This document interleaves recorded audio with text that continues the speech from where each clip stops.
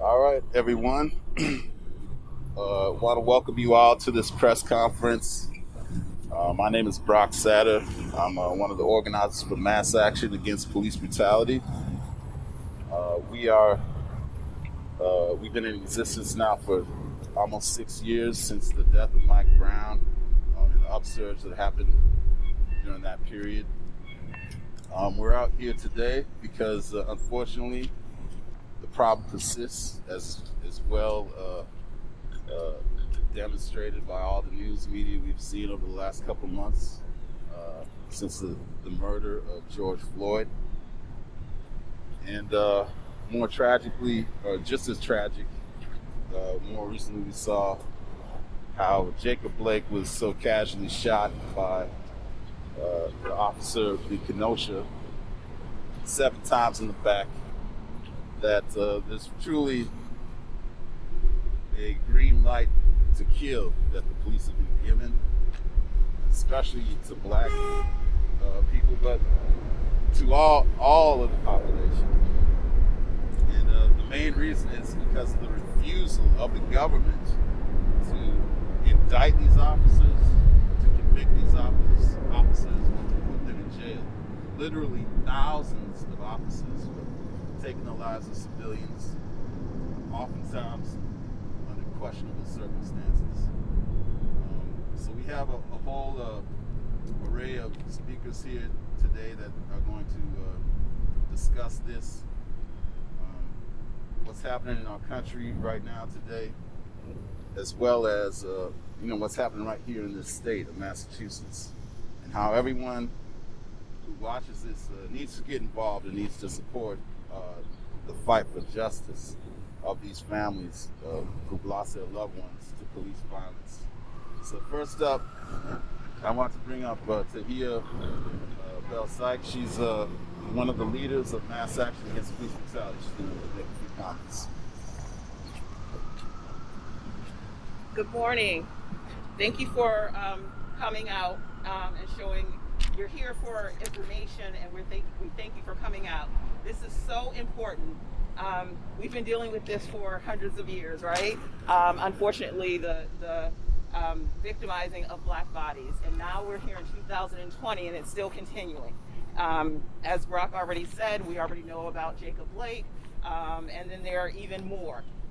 But right here in Boston, we have tons. In Massachusetts, we have so many families and lives that have been stolen with impunity. Police officers are constantly taking lives as if it's okay and that they are giving permission. They feel like if they have a badge, therefore they can take a life. It's not the way it goes. It's a job. You applied for a job, you got a job. In your job description, it says you are to protect and serve, not to kill because you decide so. You have unconscious biases, you need to deal with those.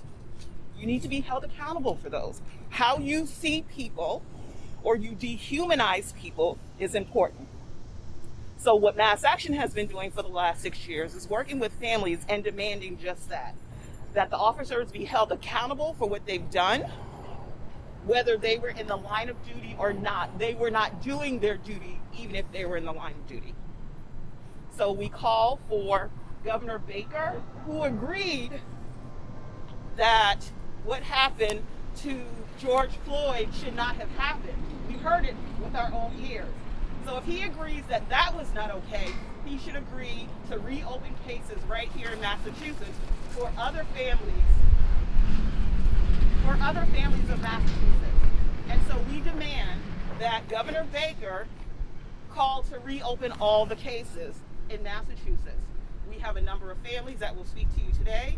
And we also invite you to join us right here Wednesday night at 5 o'clock for a march with the families. Thank you. Now we will have Hope Coleman.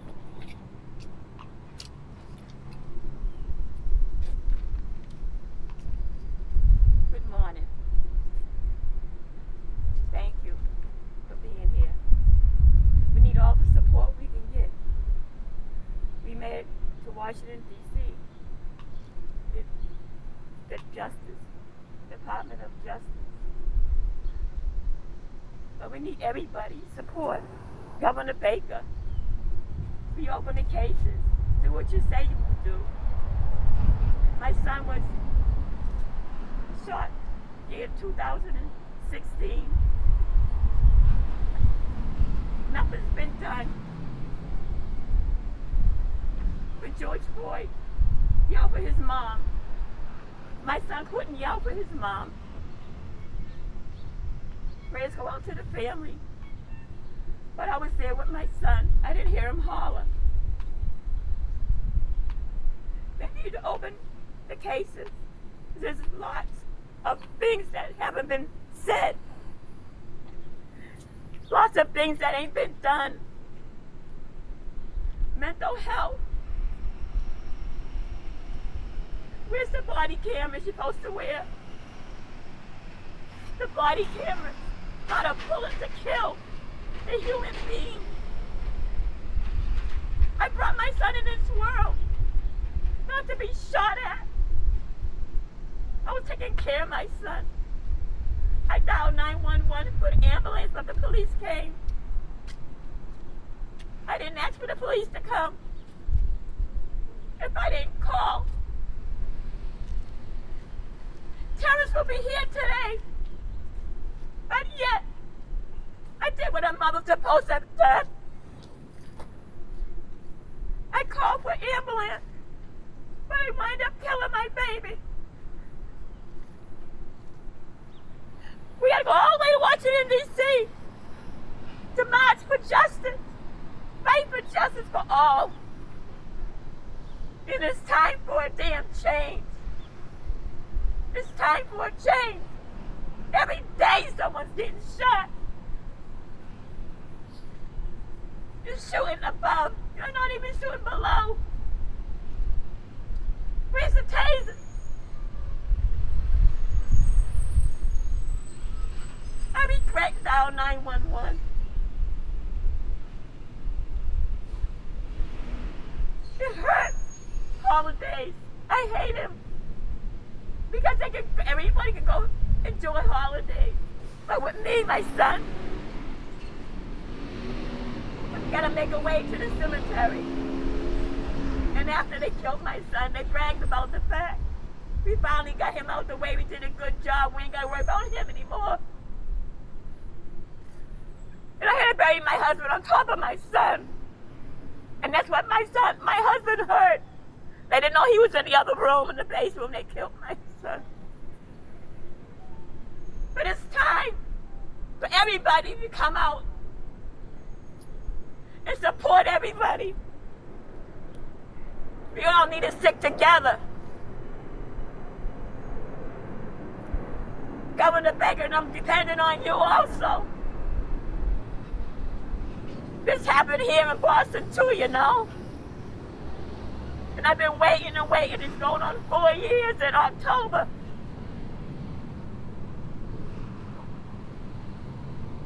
Every day someone's getting killed. Thank you. Think about it. No justice, no peace. Prosecute the police. Thank you.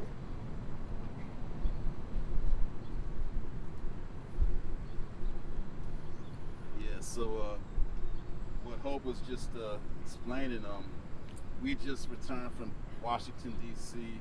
Last week. We were down there at the March on Washington, where there was maybe 100,000, tens of thousands of people.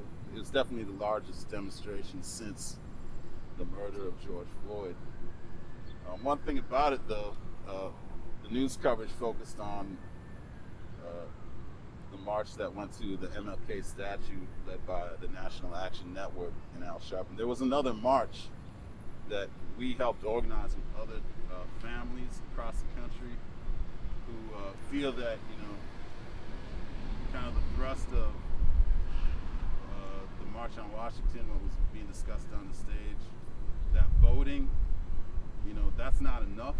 We have to maintain our presence in the streets, and we need to demand whoever's in office that they take action. And the truth is, this is definitely a bipartisan assault on our rights.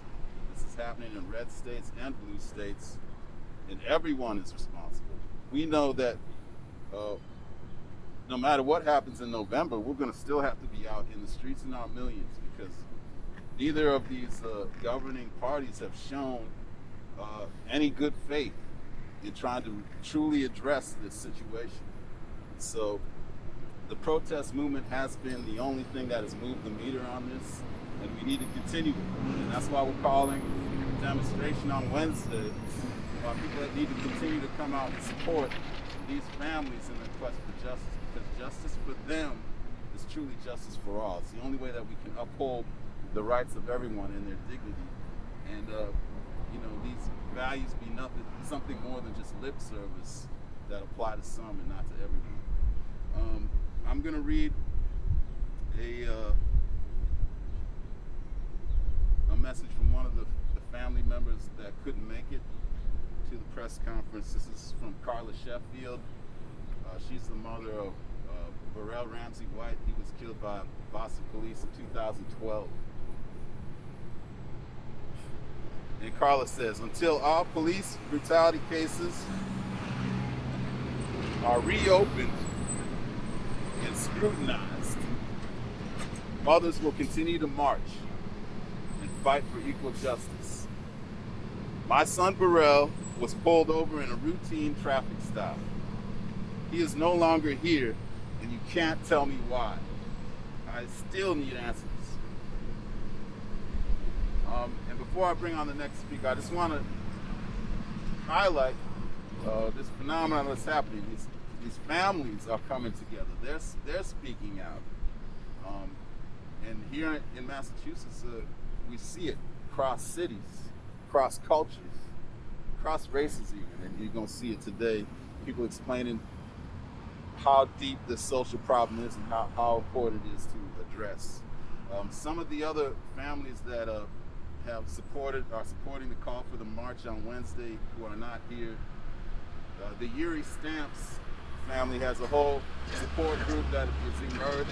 He was killed in Framingham in 2011, as well as the DJ Henry family, very well-known case here.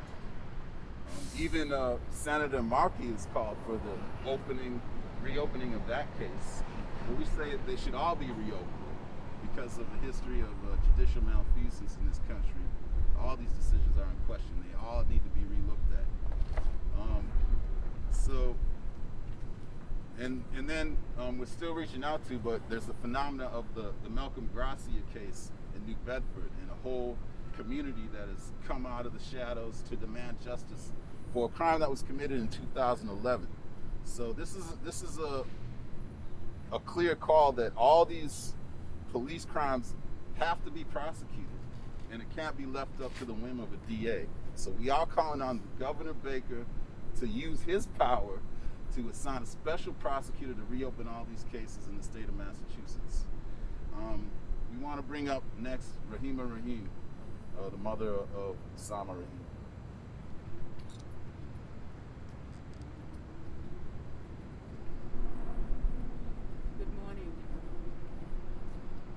Thank you for coming today to hear what we have to say. I was just reflecting on the fact that the first time that I came to this building here behind me, the State House, was 60 years ago when I came with my third grade teacher, and they used to bring us on tours. I never thought that I'd be back here again 60 years later at the gates asking for justice for my son, and not just my son, but other people's sons and daughters who've been brutally killed by the police. And Boston, we like to say that we don't do such things here in Boston. It happened in Minneapolis, it happened in Texas, but never in Boston. It happens here in Boston. It happened here with my son. Growing up as an African American, I knew that as an African American here in the United States, we're always racially profiled, and the justice does not run at its best for us here. I knew that growing up. But little did I know, I accepted the faith of becoming a Muslim many years ago as a teenager. Little did I know that after 9/11, I again would be doubly profiled and put under a microscope. So we have like double jeopardy, being African American and being Muslim, especially here in Boston. My son, Usaamah Rahim, was 26 years old. A good person, law-abiding, never in any trouble. Had attended the college in Miami-Dade. We moved down there for him to go to college in 2007 when he finished high school. He attended and graduated from Brookline High School. We tried to give our children the best in living, the best in education, and we tried to make them good citizens, and he was a good citizen. We were a good citizen. I've worked as a registered nurse here for over 4 decades here in Boston, taking care of my patients. It doesn't matter to me what color, what creed, what religion, what their job is. I take care of my patients. I follow through on my oath, and my oath as a nurse was to care for my patients. The police, their oath that they take is to serve and protect the community. They're not doing it. I'm telling you now, they're killing a particular segment of the community, the African American community. They're slaughtering our men, and if they're not slaughtering them, they're imprisoning them from the time they're young boys, which then literally destroys their lives. So when they do get out of prison, they can't even function in society. We're demanding that all the cases be opened. All of the cases. All of the cases. My son was on his way to work. He was standing at the bus stop in Roslindale. You may have heard the story. When at 7 a.m. in the morning, when behind him, out of these cars that were parked there, 6 to 8, I don't know how many undercover men, just you could see on some of the grainy video that they slid out of their cars and they surrounded him as he was talking on the cell phone with his father, who was still in Miami.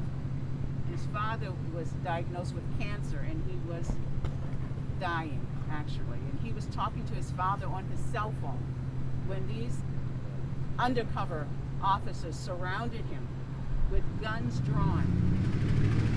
They said that they announced themselves. My other son was also on the other line and did not hear. Nobody heard them announce themselves. Shots rang out. They shot him 3 times. 3 times. And after they shot him, he lay in that parking lot. They said they had administered CPR. They didn't, because I lived right around the corner from that parking lot, and I got there as soon as I heard, because my son called me and said, "We're talking to Usaamah on the phone," and we heard a loud noise. I said, "He just left for work." They said, "Go, Mom, go," and I got up there, and he was already gone. His clothes were laying on the ground in a heap, and there were several ambulances there. And I asked the policeman. They had it all taped off. I went around the tape. I don't care. That's my son. I got in there, and he said, "Well, how did you get here?" I said, "I'm a mother, and I came here for my son. I heard he was shot. Why? Why? Where is he?" I lived 5 minutes away from the Faulkner Hospital, Brigham and Women's. Not even 5 minutes, maybe 3 minutes if you go fast. They loaded his body into an ambulance and took him all the way across town to Brigham and Women's in Boston. On a good day, that's almost 30 minutes. So by the time he got there, he was dead on arrival. Dead on arrival. So I say to you, he was not only racially profiled, but religiously profiled. And because he was a Muslim, the Boston police and the Joint Task Force centered in on him. And they surrounded him and they murdered him. But that's not the end of the story. At the same time they murdered him, they were in Chelsea, Mass, arresting my grandson, who was the same age, literally, as my son. They grew up like cousins rather than uncle and nephew. They were arresting him. The SWAT team burst into their apartment. All of this because of the hyped up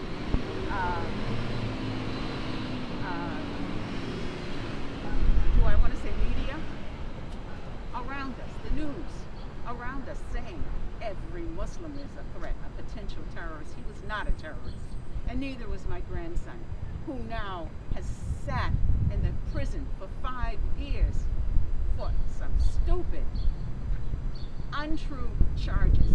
And they plan to give him life in prison for what? He never did anything either. We want those cases open. We want it investigated. Our hearts are breaking, as yours would if it were your child murdered and wrongly accused. Thank you.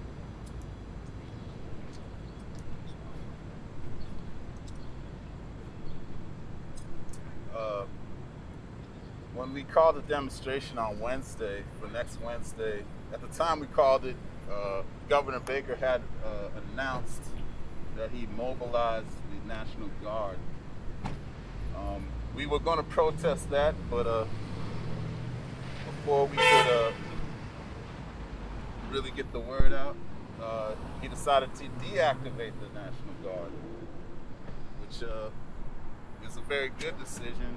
It was a very bad decision to mobilize it in the first place, and we hope it never gets activated again. But this is clearly, part of the threat to our right to assemble and peacefully protest. The Guard was definitely mobilized in relationship to what happened in Kenosha, but we're not Kenosha. And no matter where we are in this country, we do have the right to assemble and peacefully protest. So we definitely wanted to speak out against that and against any further plans to mobilize the National Guard in relationship to our protest movement.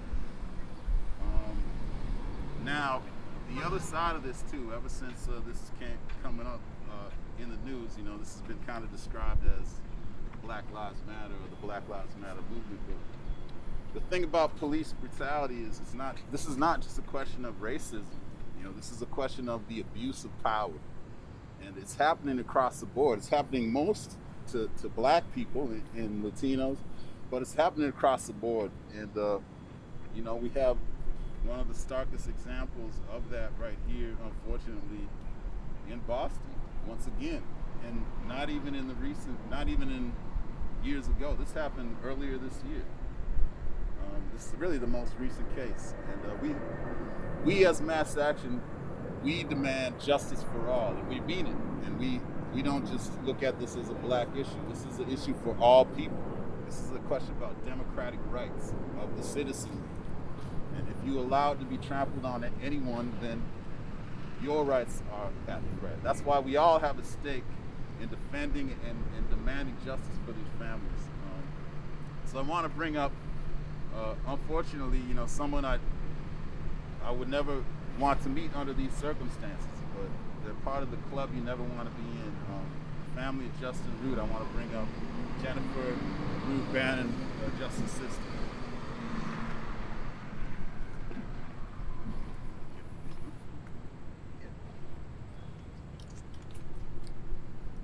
And his father right here too.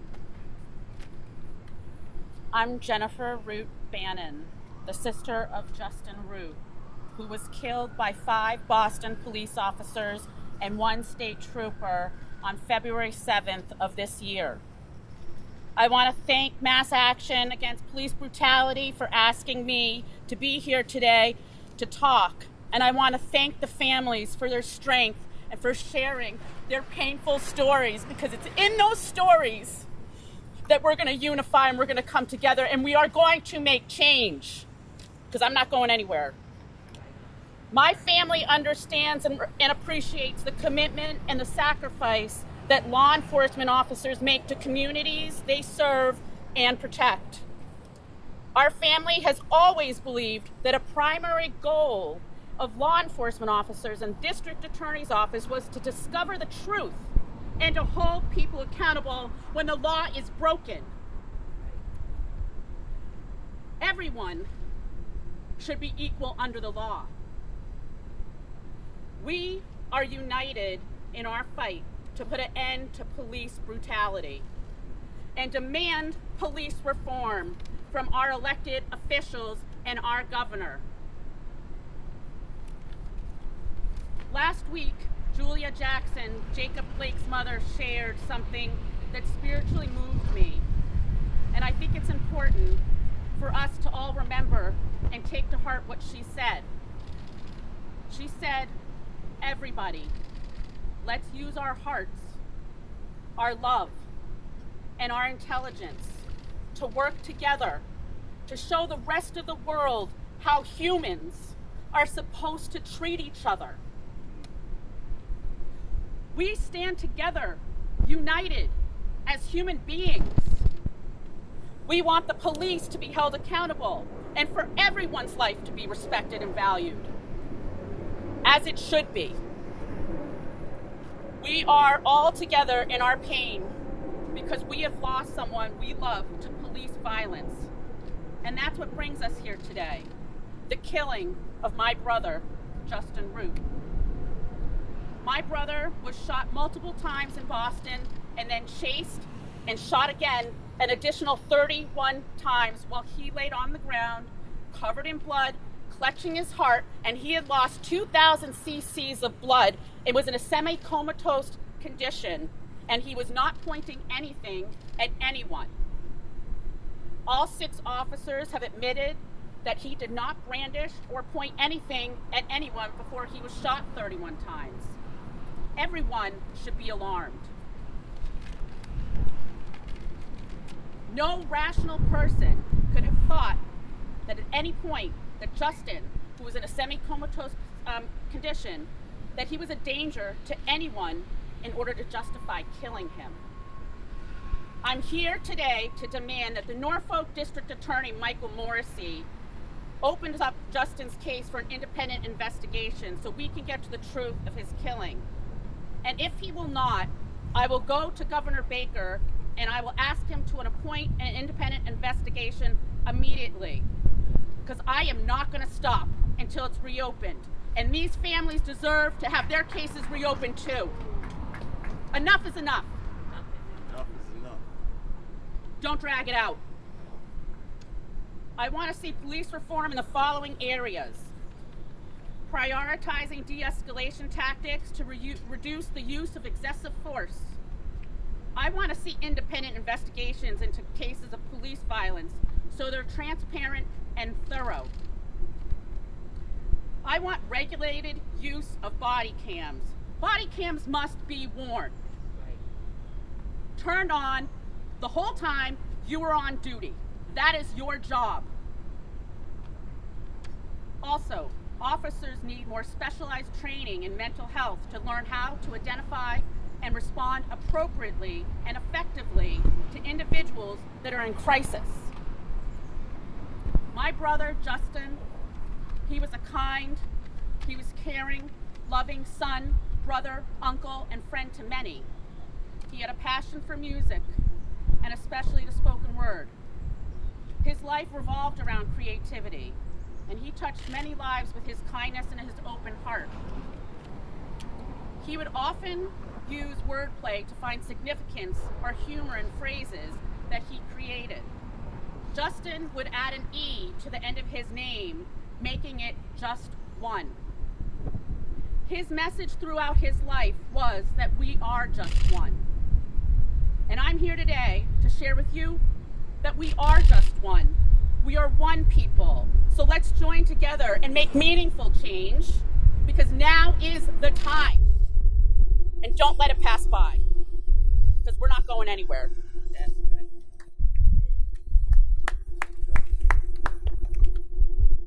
Well, I just want to say, as Justin's father, being here today and listening to the stories of these others here,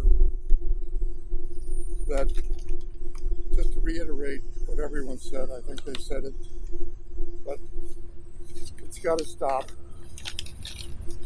There's no accountability, real accountability for officers now. And this is the time. We have the momentum now. Let's stay together. And together with the press, with the aggrieved, the whole population who can relate to this. Let's make a change. Thank you. Thank you. I know we've been protesting for a long time, but we do have a slogan that kind of addresses that. How long are we going to be out here? Till we win. How long? Till we win. How long? Till we win. So we have no intentions of, stopping anytime soon. It seems like we got ways to go to win, but yeah, I mean, 5 years ago, or almost 6 now, we said there would be a new normal in America. And, they tried to put the protest movement to sleep, but people will not be denied justice. So I think this protest will continue and hopefully be a permanent feature of U.S. life until we win. So I think we've pretty much concluded the time. If you have any other questions, maybe you can direct it towards the individuals. But thank you for your time. We really appreciate the press covering this. A lot of these families, aren't getting the attention that they need to their cases. And we want to make all of these families, loved ones, also household names, especially here in the state of Massachusetts. So, justice for all. Justice for all. See you Wednesday.